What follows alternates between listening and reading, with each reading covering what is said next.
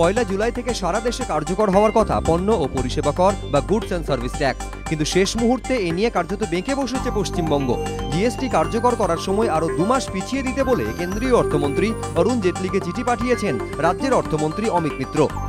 নবান্ন সূত্রে দাবি, চিঠিতে তিনি লিখেছেন, রাজ্যের ক্ষুদ্র ও মাঝারি ব্যবসায়ীরা এখনও এই ব্যবস্থার জন্য প্রস্তুত নয়। জিএসটির জন্য কম্পিউটার বা ইন্টারনেটের মতো যে পরিকাঠামো প্রয়োজন তা বহু ব্যবসায়ীর কাছেই নেই, তাই জিএসটি চালুর সময় পিছনো হোক। কেন্দ্র রাজ্য এই টানাপোড়েনের মধ্যে অনেকেই অবশ্য জানতে চাইছেন, জিএসটি কার্যকর হলে কোন পণ্যের উপর কি হারে কর বসবে। শুক্রবার কেন্দ্রীয় অর্থমন্ত্রী অরুণ জেটলি তা ঘোষণা করেছেন। জিএসটি লাগু হলে সস্তা হবে খাদ্যশস্য, ডাল, দুধের মতো নিত্য প্রয়োজনীয় জিনিস। দাম কমবে প্রসাধনী তেল, সাবান, টুথপেস্টেরও, কারণ আগে 5% কর বসলেও এখন এগুলি হবে করমুক্ত। পাশাপাশি করমুক্ত হবে শিক্ষা ও স্বাস্থ্য পরিষেবা। মাত্র 5% কর বসবে চিনি, চা, কফি, ভোজ্য তেল, জীবনদায়ী ওষুধ, মিষ্টিতে।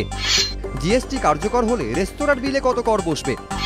নন এসি রেস্তোরাঁর খাবারের বিলে 12% পণ্য পরিষেবা কর কার্যকর হবে। লিকার লাইসেন্স রয়েছে এমন রেস্তোরাঁ এবং এসি রেস্তোরাঁর বিলে কর বসবে 18%। আর যেসব রেস্তোরাঁর আয় বছরে 50 লক্ষ টাকা বা তার কম, সেগুলির ক্ষেত্রে কর বসবে 5%। ওলা, উবেরের মতো ক্যাবসহ পরিবহন ক্ষেত্রে কর বসবে 5%। সূত্রের দাবি, সিনেমা হলের টিকিটের দামে যে পরিমাণ পণ্য পরিষেবা কর প্রস্তাব করা হয়েছে তা এখনকার তুলনায় 40 থেকে 55% কম। তবে এর ফলে টিকিটের দাম কমবে না, কারণ রাজ্য সরকারকে লেভি দিতেই হবে সিনেমা হলগুলিকে। আপনি ভ্রমণবিলাসী হলে জেনে নিন, বিমান যাত্রা এবং হোটেলে থাকার ক্ষেত্রে কি পরিমাণ কর চূড়ান্ত করা হয়েছে। জিএসটি কার্যকর হলে বিমানে ইকোনমি ক্লাসের টিকিটে 5% এবং বিজনেস ক্লাসের টিকিটে 12% পণ্য পরিষেবা কর বসবে। যেসব হোটেলে দিনপিছু ঘর ভাড়া 1 থেকে 2000 টাকার মধ্যে, সেক্ষেত্রে কর বসবে 12%।